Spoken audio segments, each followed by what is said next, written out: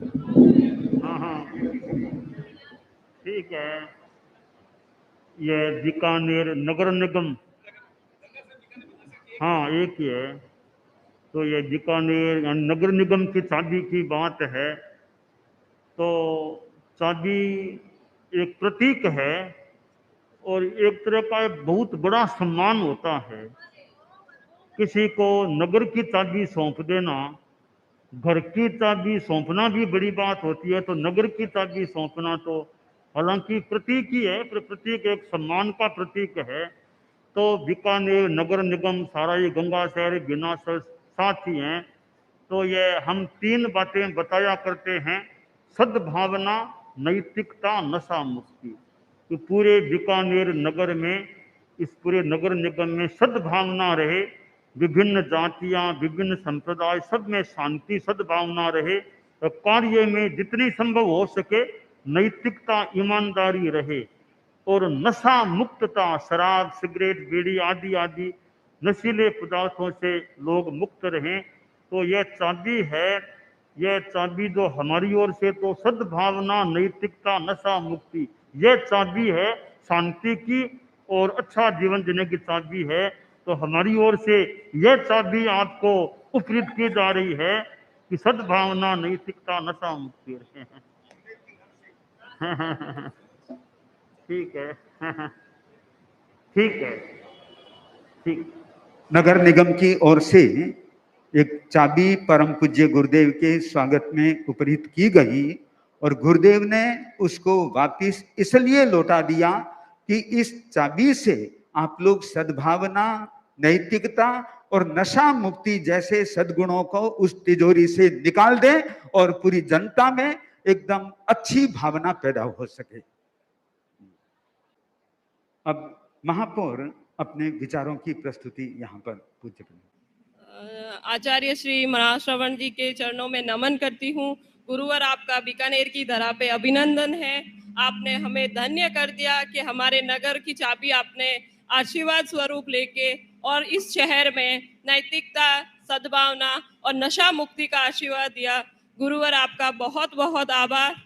साथ ही आपकी पूरी श्वेत सेना का आभार, जो शांति का प्रतीक बनकर हमारे बीकानेर की धरा में आए और इस धरा को पुण्य कर दिया।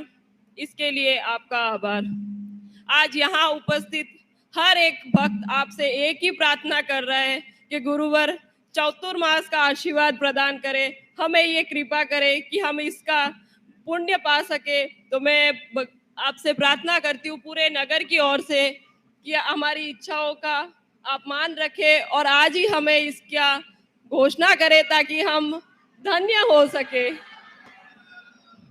यहाँ उपस्थित हर एक श्रावक का आज दायित्व बनता है कि गुरुवर इतनी लंबी अहिंसा यात्रा से आए, जो संदेश सद्भावना, नैतिकता और नशा मुक्ति का देने आए हैं, हम उसको ग्रहण करें और हमारे साथ दूसरों को भी बताएं कि इसी से हमारा सबका भला होगा, हमारा भाईचारा बढ़ेगा और नशा मुक्ति अपनाने से अपराध कम होंगे, हमारा देश फले फूले और अपराध मुक्त बने। इसी के उद्देश्य से गुरुदेव की यात्रा शुरू हुई और हम धन्य हैं कि हम इस यात्रा में भागीदार बन सके। गुरुवर का आभार कि आप बीकानेर से हमें इतना आशीर्वाद देके यहाँ से करेंगे। यहाँ बीकानेर की धरा सही में पावन धरा है, जहाँ आचार्य श्री महाप्रज्ञा जी, आचार्य श्री तुलसी जी और आपका आशीर्वाद हमें मिल रहा है। इस धरा का हर एक नागरिक एक दूसरे की मानव कल्याण की ओर अपना धर्म निभाएगा, इसका मैं आपको आश्वस्त करती हूँ। गुरुवर, आपको हम देने योग्य तो कुछ नहीं, लेकिन फिर भी हमने एक सम्मानपूर्ण नगर की चाबी आपको सौंपी ताकि इस नगर पर आप संभाल सके। आपके आशीर्वाद से ये नगर दिन दुगनी रात चौगुनी प्रगति कर सके।